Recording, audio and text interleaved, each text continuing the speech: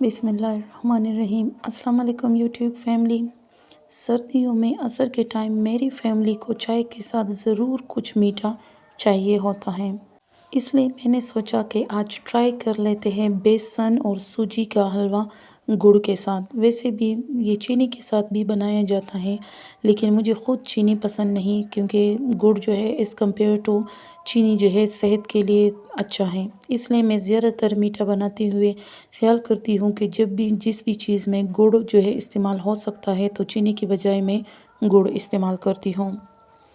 दोस्तों, कल मैंने आप लोगों के साथ शेयर किया था कि मैंने गुड़ उबाला था, इसलिए कल वाले गुड़ को मैंने छान के जो है बॉटल में डाला हुआ है और फ्रिज में रखा है। अब जब भी मुझे ज़रूरत पड़ेगी तो तैयार वो मुझे मिलेगा। इसलिए सबसे पहले मैंने लिया है बेसन 1 कप। उसको अच्छे तरीके से मैंने पहले भूना है। वो जब थोड़ा सा लाइट ब्राउन हो गया, उसके बाद मैंने यूज़ किया है ये 1 कप से थोड़ा सा कम सूजी मैंने लिया है और उसको भी इनके साथ अच्छी तरीके से भूना है। इस बात का ख़्याल रखना है दोस्तों कि इसके अंदर जो छोटे छोटे से बॉल गुठलियाँ बन जाती है, उनको ज़रूर चम्मच के साथ आप लोगों ने इसके साथ मिक्स करना है, ताकि बाद में ये गुठलियाँ सख्त ना बने।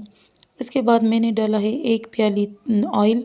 घी भी इस्तेमाल कर सकते हैं, लेकिन हम लोग घी नहीं लेके आते, खाने जो है ऑयल ही में पकाते हैं, तो इसलिए मेरे पास सिर्फ ऑयल ही है।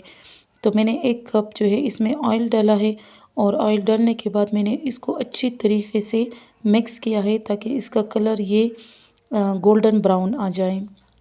अच्छा, मेरे बच्चों को गुड़ में ड्राई फ्रूट पसंद है, इसलिए ये मेरे पास हर टाइम तैयार होता है फ्रिज में, क्योंकि मैं ड्राई फ्रूट ला के जो है गुड़ में थोड़ा सा जो है इसी तरह पका लेती हूँ और फिर तैयार ही पड़ा होता है।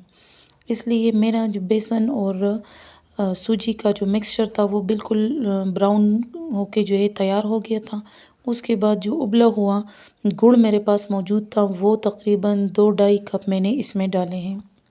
उसके बाद इसको अच्छी तरीके से पकाया है। चम्मच जो है आप लोगों ने जो है रेगुलर इसके अंदर जो है लगाना है, क्योंकि ऐसा ना गुठलियाँ ना बन जाए। जब ये इसकी कंसिस्टेंसी कुछ इस तरीके से हो जाए, उसके बाद आप लोगों ने इसमें डालना है गर्म पानी। ठंडा पानी नहीं डालना, वरना ये पिल उसमें जो है डिज़ॉल्व नहीं होगा। इसलिए गर्म पानी डालना है आप लोगों ने, ताकि ये सारा मिक्सचर उस पानी के अंदर जो है हल हो जाए। और उसके बाद हल आंच को थोड़ा सा आहिस्ता करके जो है आप लोगों ने चम्मच हिलाना है इसके अंदर, ताकि ये अच्छी तरीके से पके। उस टाइम तक आप लोगों ने पकाना है दोस्तों, जब तक ये ऑयल ना छोड़ दे।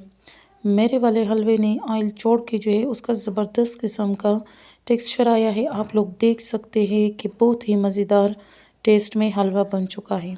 कमेंट में आप लोग ज़रूर मुझे बताएं कि आप लोगों को ये रेसिपी कैसी लगी। मेरे वाला तो हलवा तो बहुत ही ज़बरदस्त बना है।